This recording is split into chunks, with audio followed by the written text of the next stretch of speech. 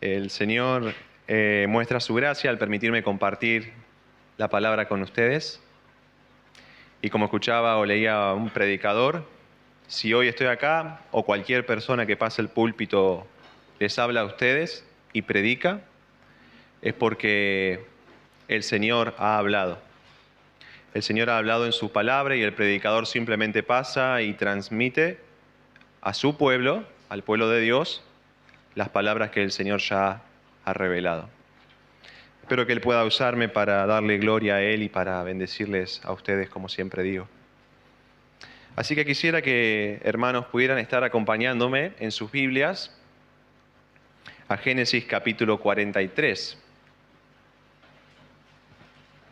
Continuamos con el estudio de este hermoso libro que tantas cosas tiene para enseñarnos, ¿no?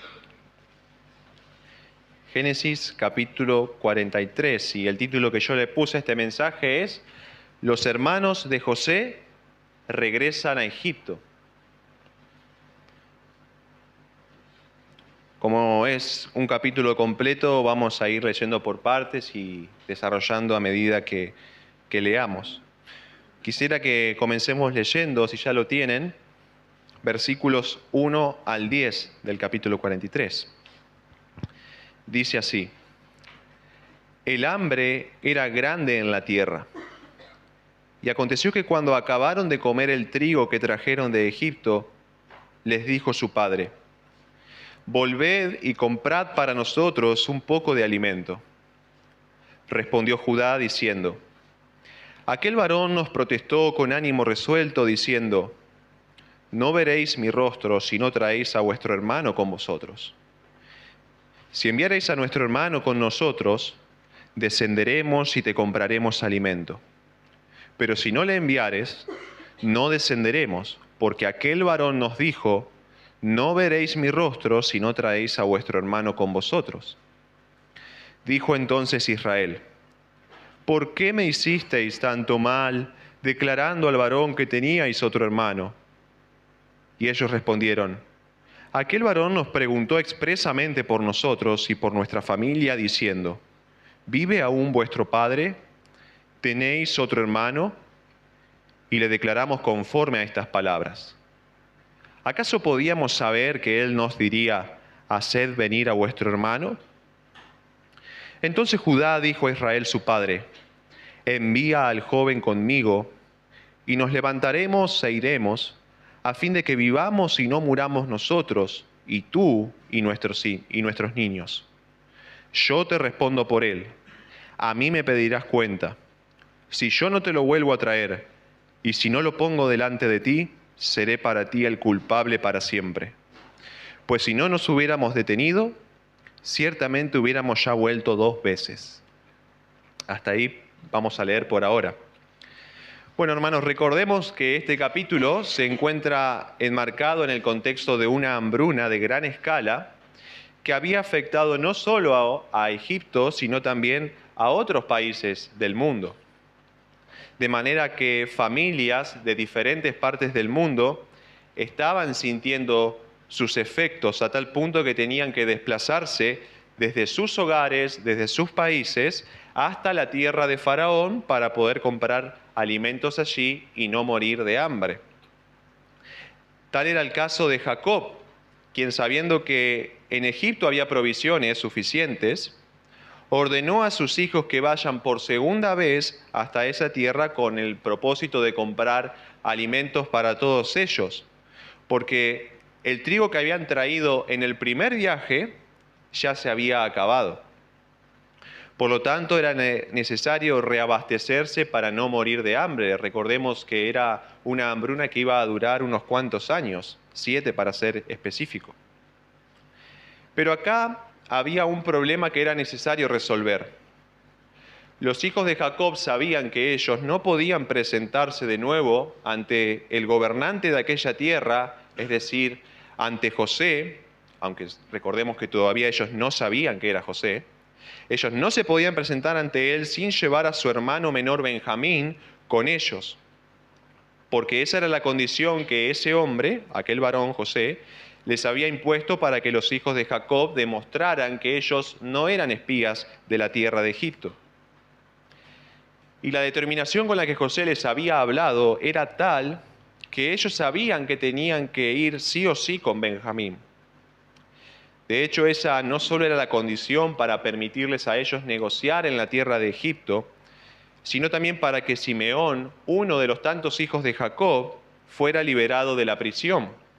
Porque recordemos que José lo había encarcelado durante el primer viaje que sus hermanos hicieron. Y acá alguno pudiera preguntarse, bueno, ¿cuál es el problema entonces con todo esto? Si es así, que estos hombres vayan con Benjamín y punto, todo queda resuelto.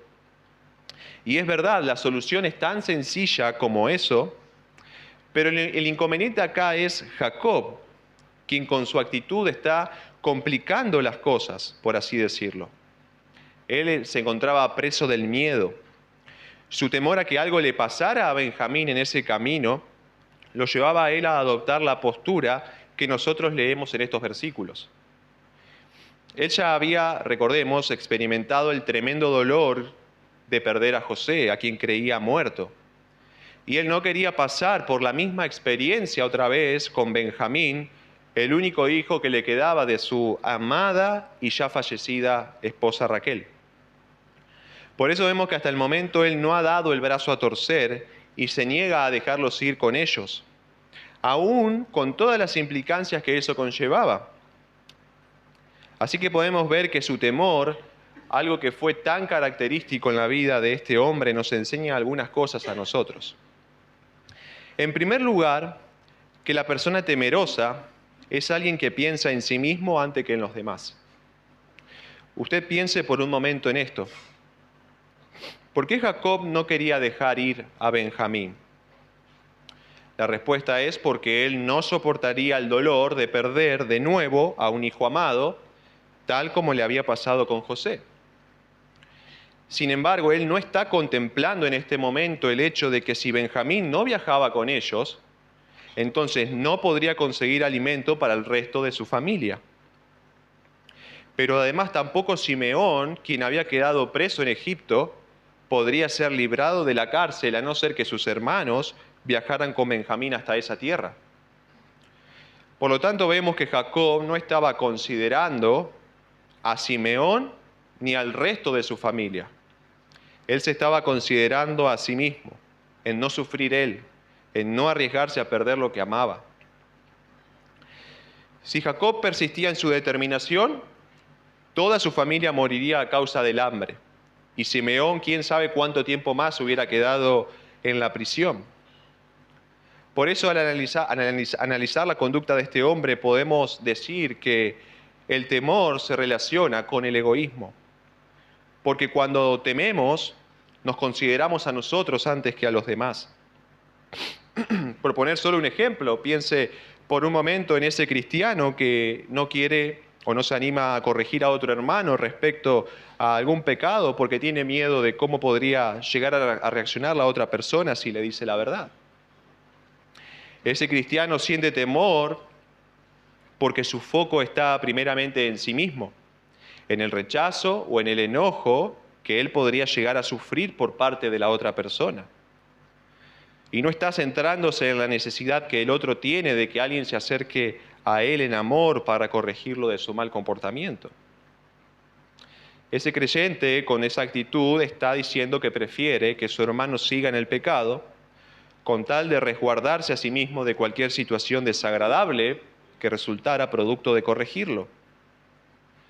Y así podemos analizarnos y ver que actuamos así en diferentes circunstancias. Evangelismo, quizás nos da temor, por miedo al rechazo y otras áreas más.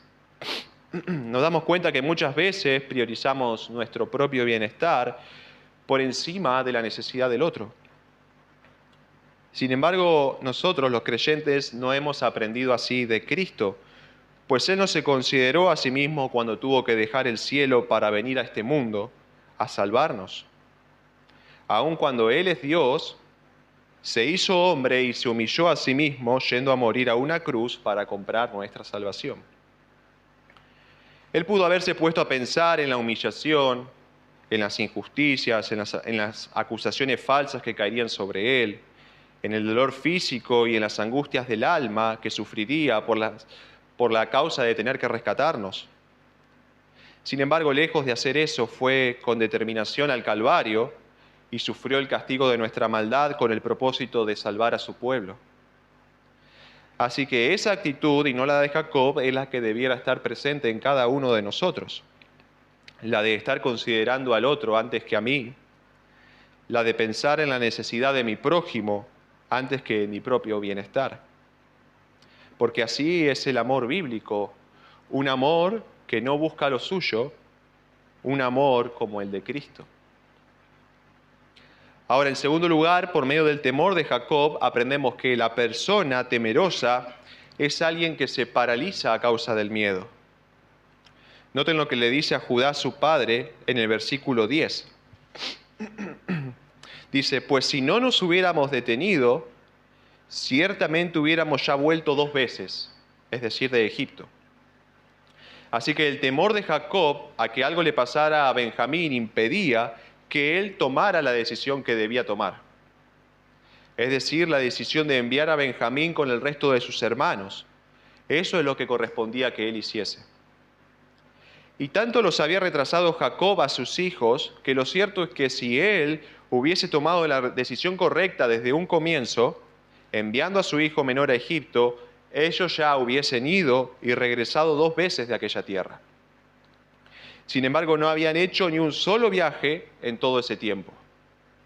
El miedo paralizaba a Jacob y no le permitía ceder ante la petición de dejar ir a Benjamín, aun cuando la situación se ponía cada vez más complicada para su familia. Su pasividad temerosa conllevaba pérdida de tiempo y dificultades para él mismo y para los suyos. Porque no solo que no pudieron aprovechar ese periodo de tiempo para viajar más veces, sino que tampoco contaron con todas las provisiones que pudieron haber obtenido de haber viajado antes y con más frecuencia a la tierra de Egipto. Ellos se vieron obligados a esperar a que se acabara el trigo para que recién ahí Jacob estuviera en tales aprietos que se viera forzado a reevaluar su postura en cuanto a dejar ir a Benjamín. Él tuvo que estar frente a una situación muy complicada para recapacitar y darse cuenta que su decisión basada en el miedo no lo iba a sacar del apuro en el que se encontraba. Así que Jacob, por medio de su actitud, nos muestra cómo obra el miedo en nosotros. Nos paraliza, nos impide tomar las decisiones que corresponden, nos frena de hacer lo que sabemos que debemos hacer. ¿O por qué cree usted que en Primera de Samuel Goliat salió durante 40 días a desafiar a Israel sin ningún problema? ¿Por qué duró tanto tiempo él haciendo eso? Porque ¿por qué a la primera vez que salió a desafiar al ejército del Señor nadie le hizo frente? Porque los israelitas estaban atemorizados ante él. Y eso los llevaba a la quietud, a optar por no hacer nada, por la pasividad. Ellos sabían que hacer lo que correspondía implicaba un riesgo grande para ellos. Y lo cierto es que el miedo, al paralizarnos, nos hace perder tiempo y oportunidades. Porque sabemos qué es lo que tenemos que hacer, pero no damos el paso. Y en un lugar como este, cada uno de ustedes, o cada uno de nosotros, puede que tengamos temor a diferentes cosas. Quizás acá hay una persona que no es cristiana y que sabe que tiene que creer en Cristo para la salvación de su alma y que eso lo tiene bien en claro.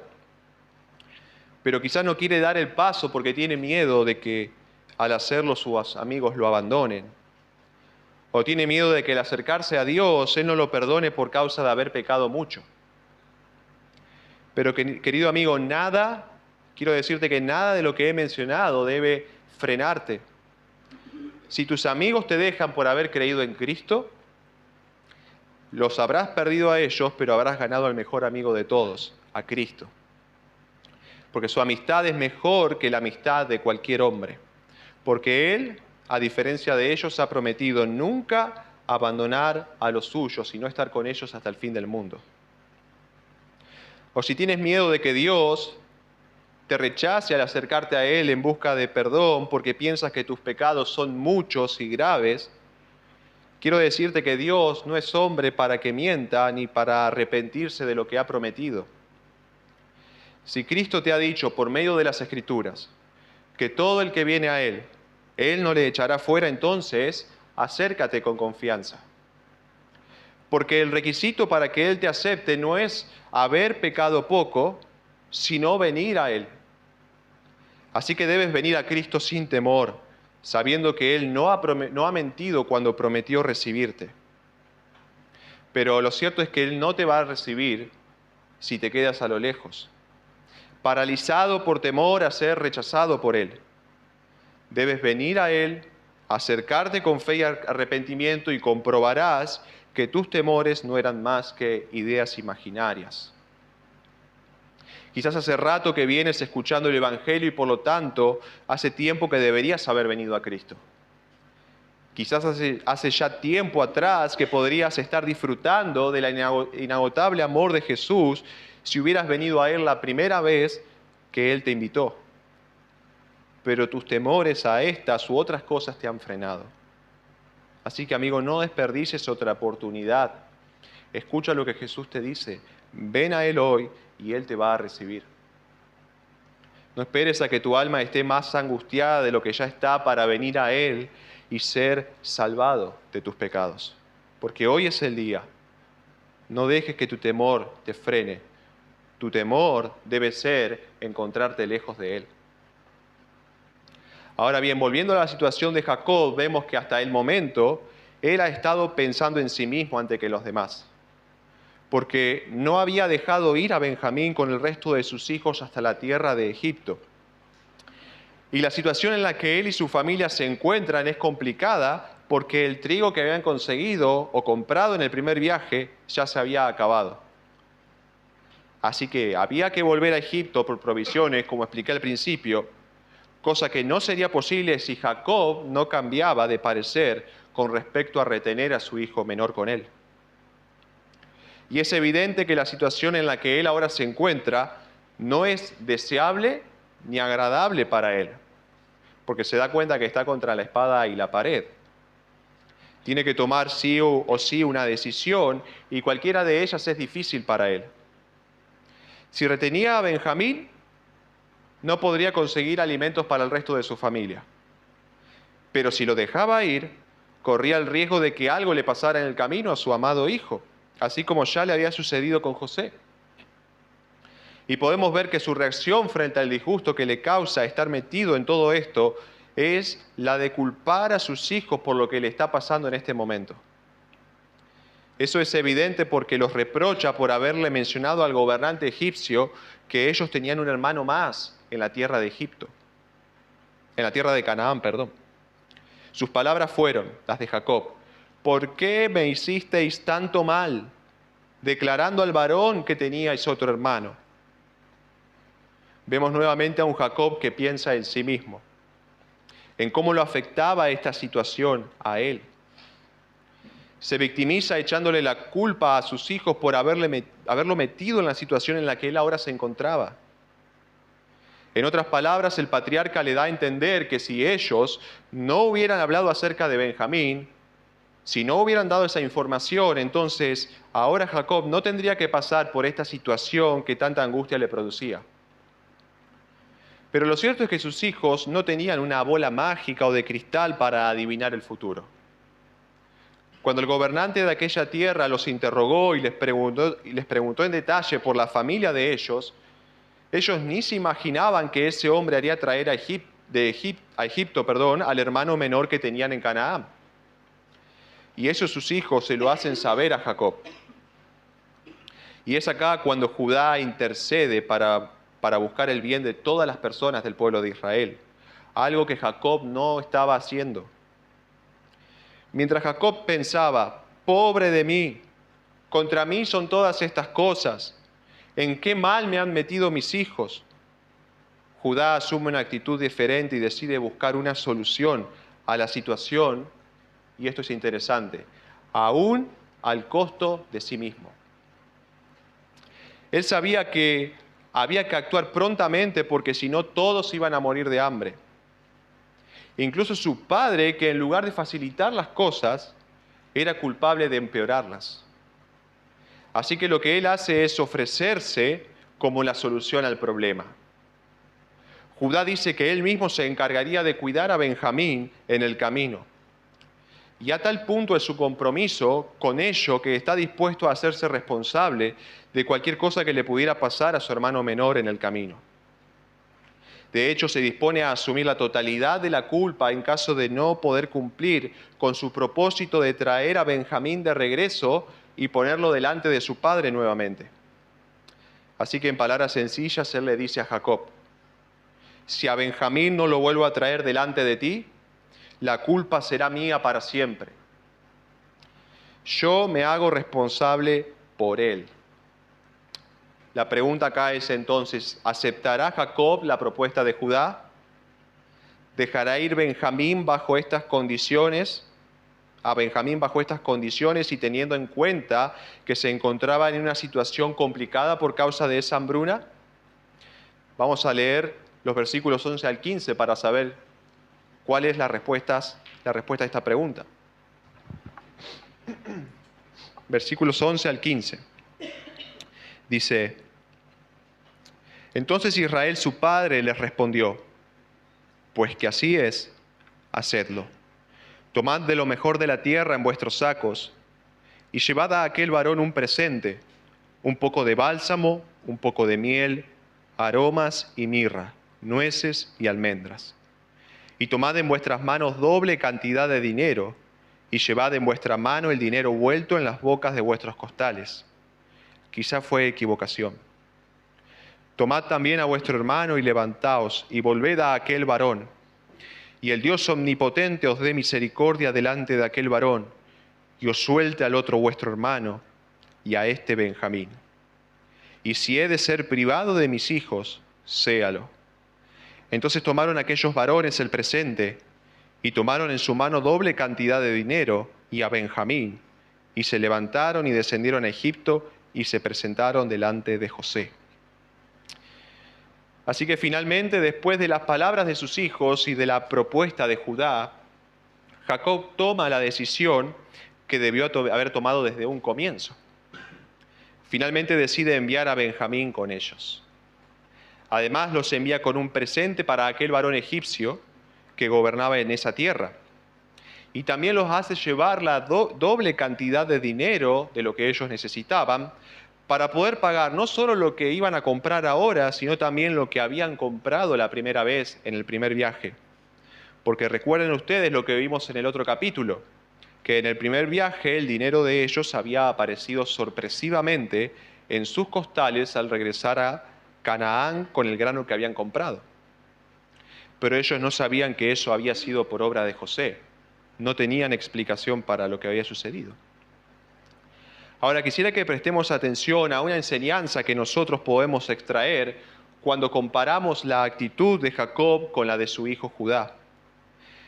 Y la enseñanza es esta: las personas que bendicen a otras no son aquellas que están pensando en sí mismas, sino aquellas que piensan en las necesidades del otro. Y a tal punto que si es necesario, asumen el costo que eso implica. Yo pregunto, ¿qué había conseguido Jacob con sus quejas, con su victimización, con su autocompasión? ¿Qué había conseguido? Nada. Otra pregunta, ¿a cuántas personas ayudó Jacob en la hambruna con su actitud egoísta al no dejar ir a Benjamín desde un inicio? A nadie. De hecho, como dije antes, hizo que la situación empeorara aún para Benjamín mismo, a quien quería proteger, porque al retenerlo no podía conseguir alimentos para su familia, ni siquiera para Benjamín. Ahora vamos con Judá. Tengo una pregunta con respecto a él. ¿Cuántas personas resultaron bendecidas por su accionar? Si usted se pone a leer, muchas. Él, su familia y todo el resto del pueblo de Israel. Incluso el mismo Jacob, quien vivía pensando en su propio bienestar, fue beneficiado por el accionar de Judá. Así que mientras su padre, Jacob, se compadecía de sí mismo en esa situación, Judá daba un paso adelante y decidía asumir un costo que no le correspondía a él, porque quien debía velar como cabeza o líder por el bienestar de todos era Jacob. Y Judá, lejos de quejarse de la actitud egoísta de su padre o de victimizarse como Jacob lo hacía, plantea una solución que implicaba un riesgo grande para él. Como dije antes, él se comprometía a ser el culpable de por vida ante su padre si algo le sucedía a su hermano. Él pensaba en la necesidad de otros, antes que el mal que podría venir sobre él en caso de no cumplir con cuidar a Benjamín. Su actitud servicial y valiente contrasta con la actitud egoísta y temerosa de su padre. Así que cuando comparamos a estas dos personas en esta situación, podemos ver que los cristianos que son de bendición a otros no son las personas que son como Jacob, sino los que son como Judá. Personas que no se están autocompadeciendo todo el tiempo. Personas que no se viven quejando o lamentando por las circunstancias o por las personas o por quién sabe qué. Las personas que bendicen a otros son individuos como Judá, que frente a las necesidades que se presentan buscan resolverlas aún al costo de sí mismos. De hecho, esa fue la actitud de nuestro Señor Jesucristo. Él no tenía por qué cargar con el peso de nuestro pecado. Nuestras desobediencias eran nuestros problemas. Nosotros nos teníamos que hacer cargo de las consecuencias de nuestras propias maldades. Pero Él, aunque era el ofendido y el agraviado, decidió socorrernos en nuestra gran necesidad, aún al costo de su propia vida. Y era necesario que Él nos socorriera. No solo porque no podíamos salir de nuestro problema por nosotros mismos, sino porque tampoco queríamos hacerlo, ya que nuestra voluntad estaba cautiva al pecado. Sin embargo, aunque no tenía Él la obligación de hacerlo, y aunque el precio era demasiado grande para Él, Dios Hijo bajó a este mundo para cargar sobre sus propios hombros con nuestro pecado, con nuestra culpa. Y en ningún momento mientras caminó por esta tierra lo vemos quejarse o lamentarse por tener que pagar una deuda que a Él no le correspondía, ya que Él, siendo justo, tendría que pagar con su muerte en la cruz por los injustos. Al contrario, cuando Pedro le dijo que no vaya a la cruz, sino que más bien se compadezca de sí mismo, de Él, la respuesta que este discípulo obtuvo de Cristo fue una reprensión. «Quítate de delante de mí, Satanás», le dijo Jesús. Y aunque morir por nuestros pecados fue causa de gran angustia para Él, Cristo estuvo dispuesto a hacerlo. Así que, aunque es cierto que las personas que bendicen a otros son aquellas que son como Judá o que actúan como Judá, podemos decir con un mayor énfasis que los creyentes que bendicen a otros son aquellos que son como Cristo. Personas que no se autocompadecen, sino que están dispuestas a pagar el precio de servir a otros, así como Cristo pagó el precio de la humillación y de la muerte por nosotros para salvarnos. Si Jesús no hubiera adoptado esa actitud, nosotros no hubiéramos podido ser rescatados. Y esta verdad, hermanos, se aplica para nosotros en todos los ámbitos. En el ámbito de la iglesia, en el matrimonio, en el ámbito de las relaciones con otras personas, en el ámbito de la crianza con los hijos, en todo. Servir a otros implica un costo para uno mismo. Así que la pregunta es, ¿a quién nos parecemos más si nos analizamos en esta mañana? ¿A Jacob o a Cristo? ¿A Jacob o a Judá? Que nuestra respuesta sea que nos parezcamos como Judá, cuya intervención ayudó a que Jacob se decidiera a enviar a Benjamín a Egipto para conseguir alimentos para todos y rescatarlos de esa hambruna. Pero que también nuestra respuesta sea que somos como Cristo, o que nos vamos pareciendo a Él, quien al entregarse hizo posible que seamos salvados de algo mucho más grande que una hambruna, que seamos salvados de la ira de Dios que un día vendrá sobre este mundo. Y ahora, si seguimos con la historia de este pasaje, veremos que por fin, después de tanto esperar, los hijos de Jacob regresan a José con su hermano menor, tal como él les había pedido. Por eso vamos a leer los versículos 16 al 25 para ver cómo continúa esta historia.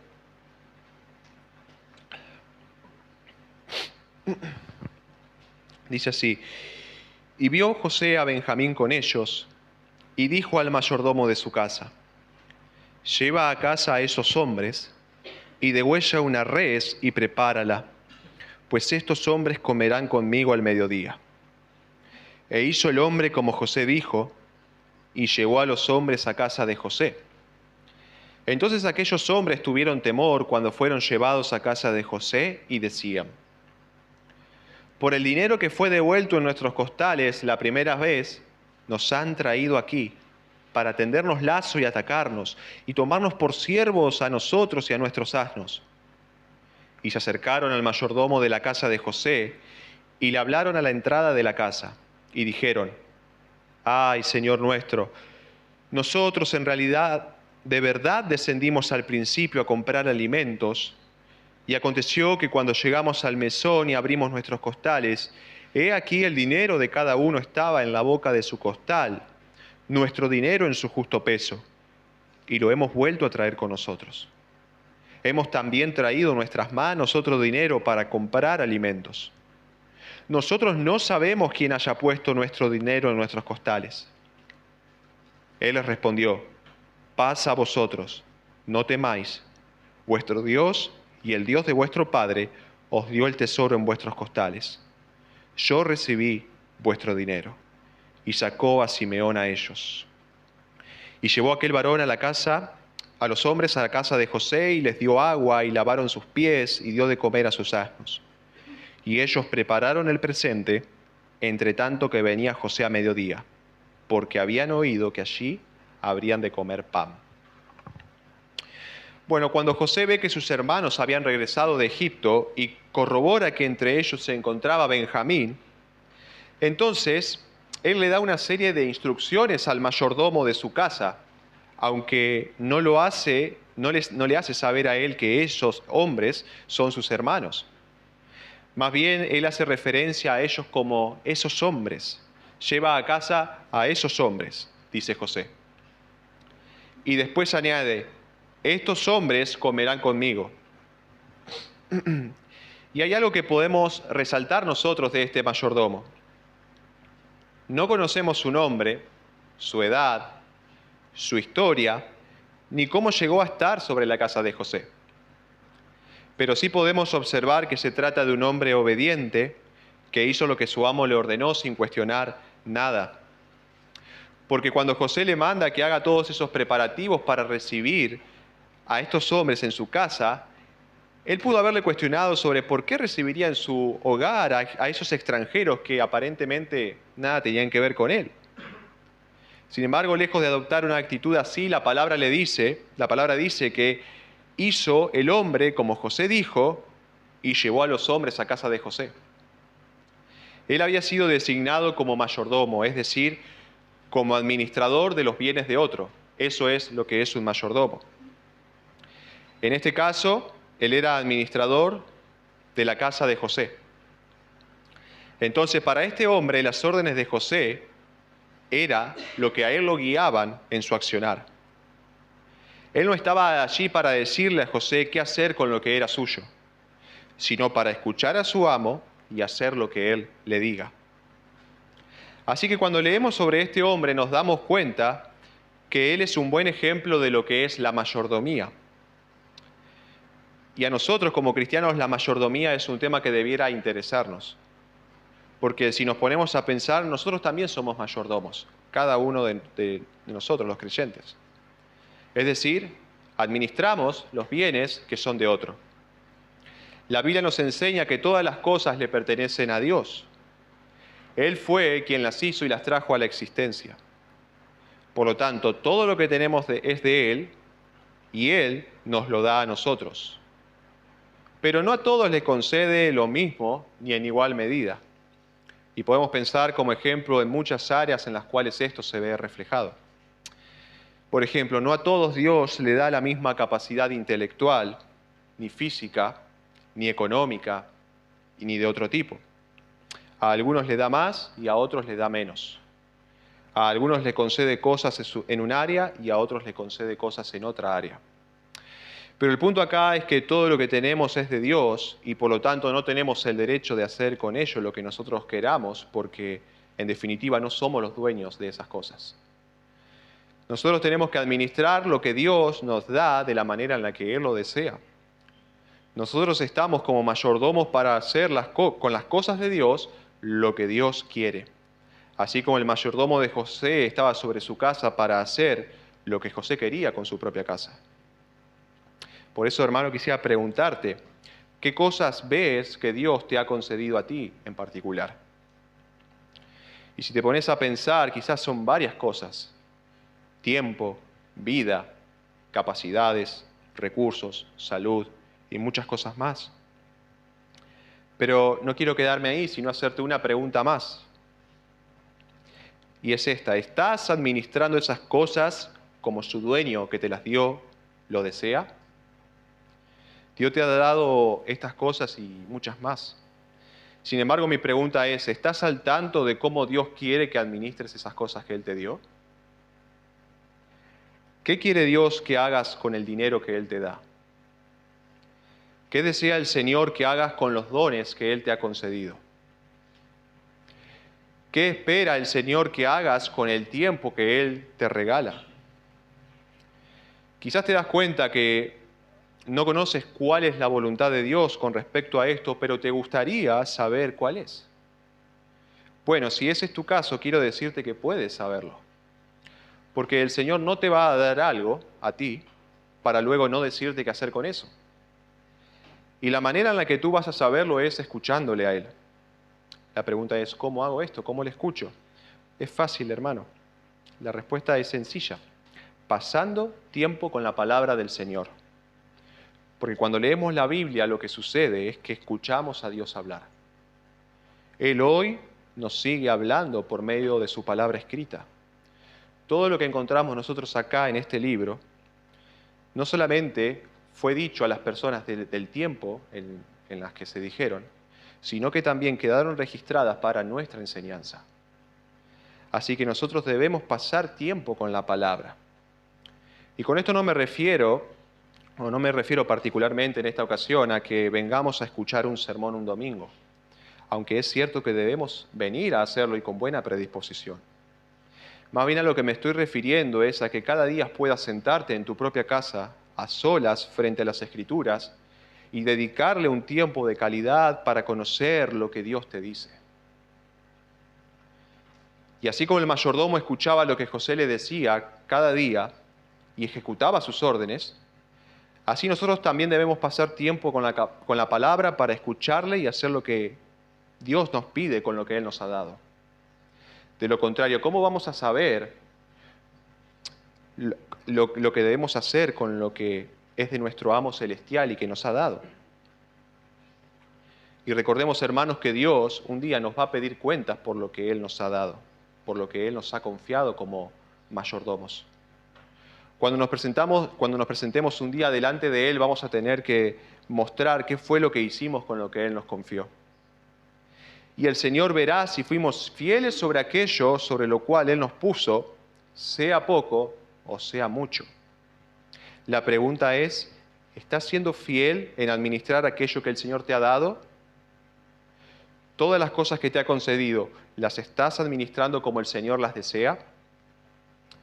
Y quiero que mire esto, hermano, esto se aplica a todo, y pensaba en esto, que esto se aplica aún a aquellas cosas que quizás ni siquiera consideramos cuando hablamos de esto. Nos ponemos a pensar que tenemos una lengua para hablar, con la capacidad de poder comunicar palabras, cosas que quizás otros no tienen. La pregunta es, ¿cómo usas tu lengua? ¿La usas para bendecir o la usas para maldecir? ¿La usas para edificar o la usas para derribar? También Dios te ha dado ojos con la capacidad de ver. Ahí hay otros que no tienen esa capacidad. La pregunta es, ¿para qué estás usando tus ojos? ¿Lo usas para cosas buenas, para ver lo que es de edificación, para leer las Escrituras o para ver cosas en Internet que no debieras estar mirando quizás? Aún de estas cosas vamos a rendir cuentas ante Dios, de cada acción, sea grande o pequeña, a nuestros ojos. Pero esta verdad también aplica para aquellos que no son cristianos todavía. Ellos también van a rendir cuentas por lo que Dios les está dando, porque a ellos Dios también les da cosas. En este lugar, quizás hay personas que han recibido mucho ya de parte del Señor hasta este momento, en lo que concierne a asuntos espirituales. ¿Y a qué me refiero con esto? Bueno, me refiero a lo siguiente, que mientras otros jamás han tenido la posibilidad de escuchar de Cristo, Dios a ti te concede el privilegio de escuchar de Él cada domingo por medio de este púlpito. Dios te concede cada domingo escuchar, por medio de los hombres que pasan a predicar en este lugar, el mensaje de la salvación de tu alma. Mientras que otros ni siquiera han oído hablar en toda su vida de la gracia que Dios les ofrece en Cristo.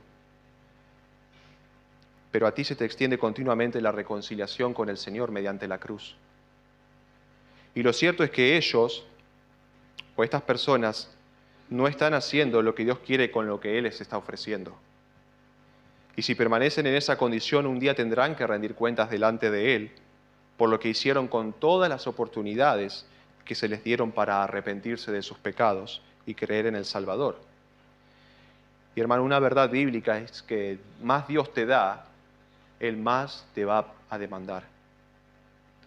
Por eso en el día de juicio, dijo Jesús, que va a ser más tolerable el castigo para Sodoma y para Gomorra que para aquellos que, habiendo escuchado el mensaje de salvación, decidieron rechazarlo una y otra vez.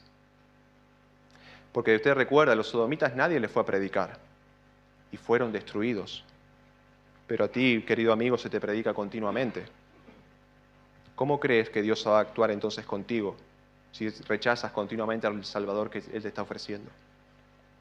Por eso, aprovecha la oportunidad que hoy Dios te da y te brinda nuevamente en su bondad para estar a cuentas con Él.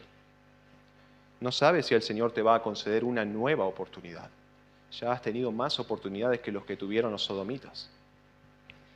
Que seas como los hombres de Nínive, que Jonás predicó la palabra del Señor y todos se arrepintieron. Ahora quisiera hacer un comentario más sobre el mayordomo que administraba la casa de José.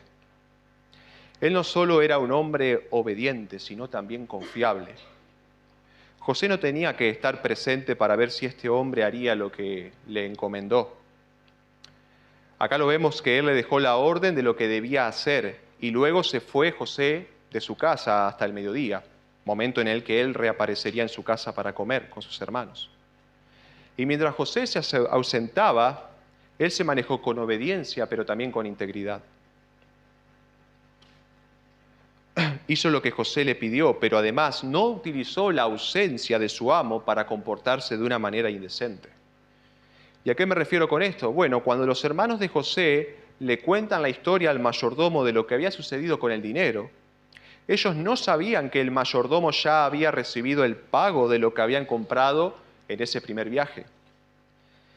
Tranquilamente aprovechando que no estaba José y que sus hermanos no sabían que este mayordomo ya había recibido el pago aquella vez, este mayordomo pudo haberse aprovechado de la oportunidad para hacerse con esa doble cantidad de dinero. Él se pudo haber hecho el desentendido, recibir el pago y quedarse con todo ese monto para él sin que José se enterara. Pero él no lo hizo así, sino que se condujo con integridad mientras su amo no estaba. Y me venía a la mente mientras escribía esto, que nuestro amo, nosotros tenemos un amo que es Jesucristo, Él todavía no ha regresado y Él ha prometido venir por segunda vez. Pero el hecho de que Él no haya regresado no es una causa para que nosotros como sus mayordomos nos conduzcamos en la vida como queremos, sino es una razón para andar en integridad y para que cuando Él vuelva nos encuentre haciendo lo que debemos con fidelidad. Él es un amo que todo lo sabe y que no le podemos ocultar nada. y Él va a estar al tanto, o está al tanto de lo que nosotros hacemos mientras Él nos regresa. Y un día, en su tribunal, nos va a pedir cuentas. La pregunta es, ¿cómo quisieras que te encontrara? ¿Viviendo una vida desordenada? ¿O viviendo una vida en santidad y obediencia a tal punto que Él te diga, buen siervo y fiel, entra al gozo de tu Señor? Así que vemos en este mayordomo cosas que deben servirnos de ejemplo a nosotros para saber cómo debemos vivir nuestra vida cristiana. Y para terminar, simplemente voy a hacer un breve comentario de los versículos 26 al 34. Quisiera que podamos leerlo.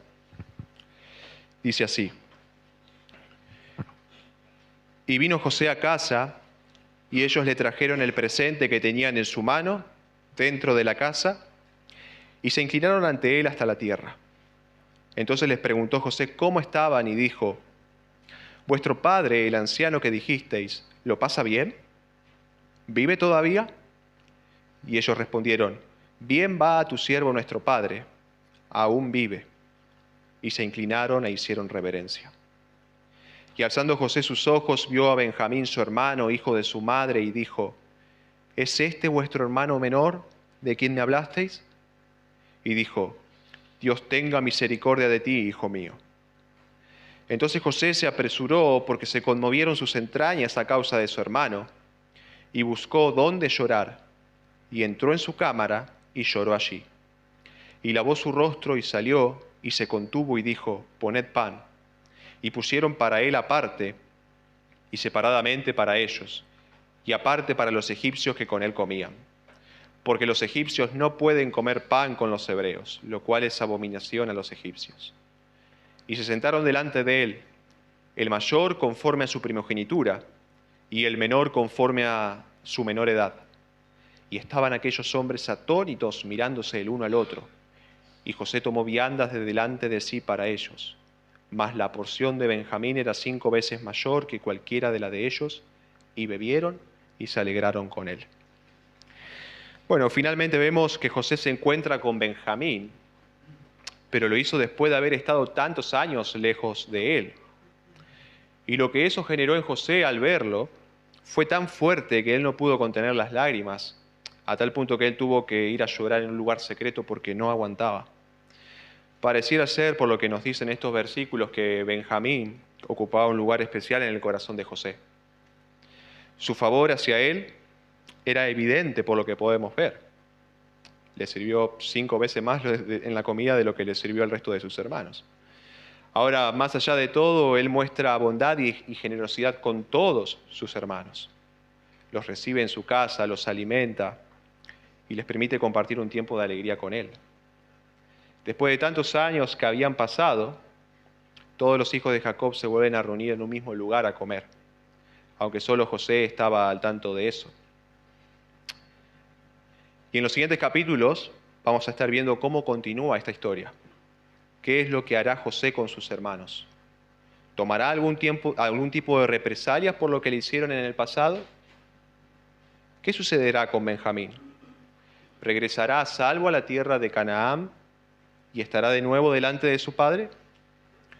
Pero por el momento este capítulo nos ha dejado algunas enseñanzas en cuanto al servicio a otros y en cuanto a la mayordomía. Que podamos, hermanos, considerarlas y ponerlas por obra, pero siempre, y esto es importante, teniendo como ejemplo a nuestro Señor Jesucristo, quien es nuestro modelo perfecto a seguir en estas y en cualquier área.